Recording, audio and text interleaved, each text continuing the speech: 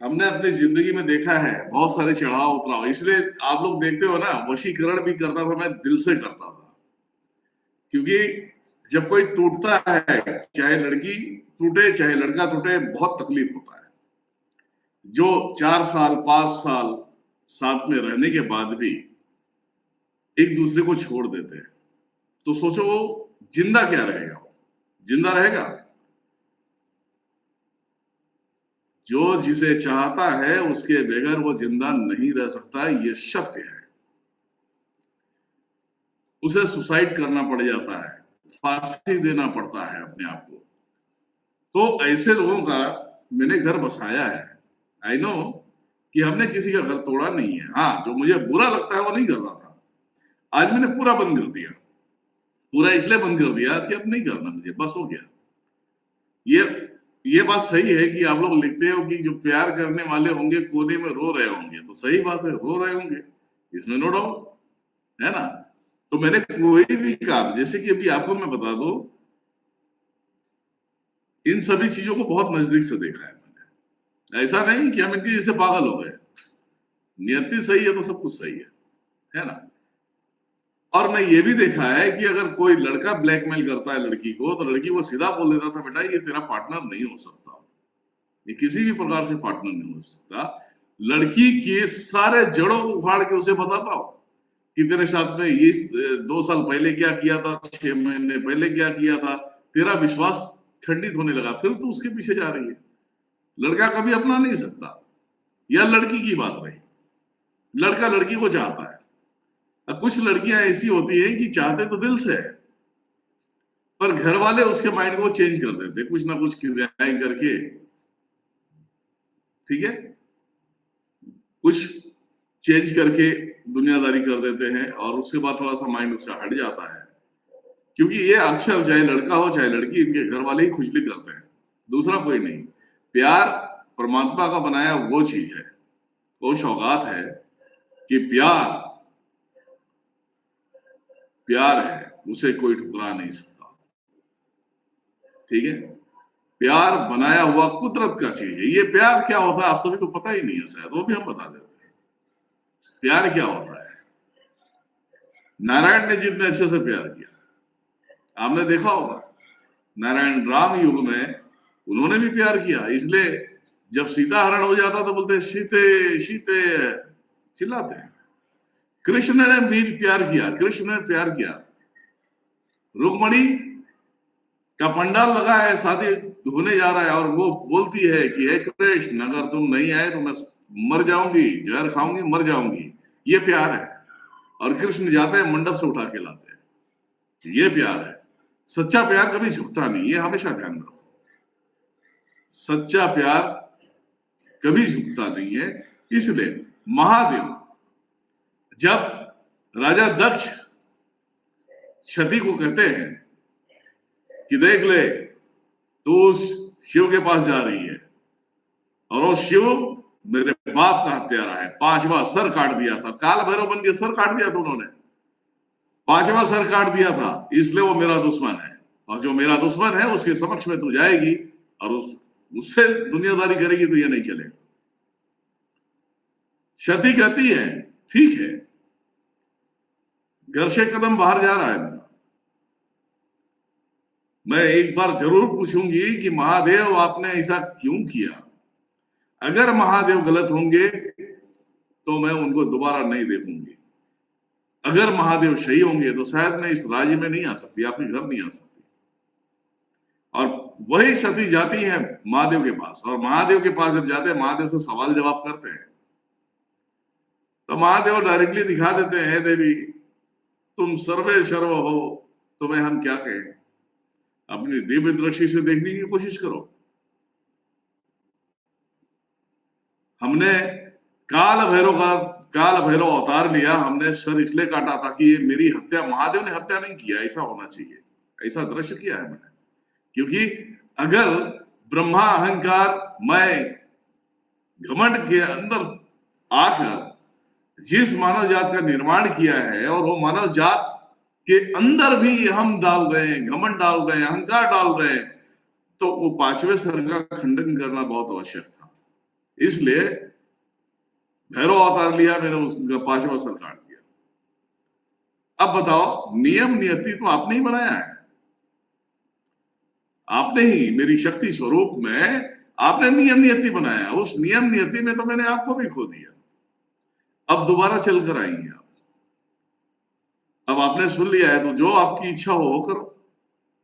माता नर्वस होती है, उसके बाद कहती है अब मैं यहीं रहूंगी। अब सोचने की बात है, महादेव गंधर्व विवाह का किसी ने नाम लिया था, वो प्रथा मैं यही बताऊंगा कैसा होता है। तो सती माता की एक बहन होती है जो दानव असुरों की जो है माता है। उसको पता चलता है कि अब तो शक्ति शिव से मिल गई है, अगर शादी होगा, शादी की सारी व्यवस्थाएं हो जाती कैलाश पे, मंडप सज जाता है, सारी चीजें हो जाता है, और वो दानव को भेज देती है, कैलाश तक भेज देती है। सोचो, कैलाश भेज देती है और वहां पे खून खराबा मंडप में गिरा देते हैं। जब शुभ मुहूर्त पे महादेव आते हैं और महादेव उस मंडप को देखते हैं, मंडप को देखते हुए और शक्ति की तरफ देखते हैं, मतलब माता की तरफ देखते हैं और नर्वस हो जाते हैं। तो आप कहते हैं कि क्या देवी, लगता है अभी हम मिल पाएंगे या नहीं, हमारा शादी हो पाएगा कि नहीं। तब गंधर्व विवाह का निर्माण माता ने किया था, ये ध्यान में रखना। कहते हैं हे देव, आप बिल्कुल कुछ भी मत सोचो, हम ये रीति रिवाज को नए तरीके से उत्पन्न करते हैं। गंधर्व विवाह के प्रथा से शादी किया महादेव ने, और जयमाला होता है ना, जयमाला, एक उनको पहनाते एक इनको पहनाते, शादी हो गई। विधि विधान, गंधर्व की उत्पत्ति करने वाले, जो उस विचार को उत्पन्न करने वाले माता, और दक्ष के पास नहीं गए। दक्ष ने देखा कि बहुत सारी चीजें ये गई आई नहीं, लगता है कि शिव अवगढ़ी याद में उसे अपने वश में कर लिया है। और दक्ष को यह पता नहीं था, जब कैलाश फर्स्ट टाइम गया था वो, और बोलता है हे माता, मैं अपने पुत्री के रूप में आपको पाना चाहता हूं। तो माता कहती है ठीक है, हम तेरे पास आएंगे जरूर, तुम्हारे पास आएंगे जरूर, लेकिन एक बात हमेशा ध्यान में रखना, तुम अपने मार्ग से भटक जाओगे तो मैं छोड़ूंगी नहीं, और तुम्हारी पुत्री उस समय से नहीं रहूंगी। तो ये शायद राजा दक्ष भूल गया था। वही हवन के दरमियान में सारी चीजें खंडन हुआ, दुनियादारी हुई। तो प्यार कहां से? प्यार तो परमात्मा का स्वरूप है, दो आत्माओं का मिलन है, और उसमें अगर खंडन पैदा हो जाता है तो ये गलत है। अब रही बात कि कुछ लोगों को मैं समझाता हूं कि देखो ये चीज नहीं है, ये पवित्रता को हमेशा पवित्रता बना के रखो, खंडन मत करो उसका। खंडन करने का अर्थ ये होता है कि आपको कोई भी देवी या देवता आशीर्वाद दे सकता है, सब कुछ कर सकता है, लेकिन जब सती होने की बात आती तो तुम्हें उसमें भाग नहीं देगा। चाहे लड़की हो, लौंडे तो लौंडे ही होते हैं, उनकी बात ही छोड़ो। लड़कियों को अपनी इज्जत को बचा के रखना चाहिए, पवित्रता को बचा के रखना चाहिए, खंडित नहीं होना चाहिए।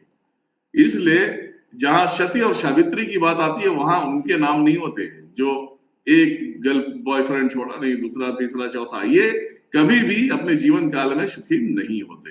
ये आप लिख लो, चाहे स्टैम्प पेपर पे लिखो, चाहे किसी से पूछ लो, भैया किसी को मालूम रहेगा, गधों को तो तब तो बताएगा।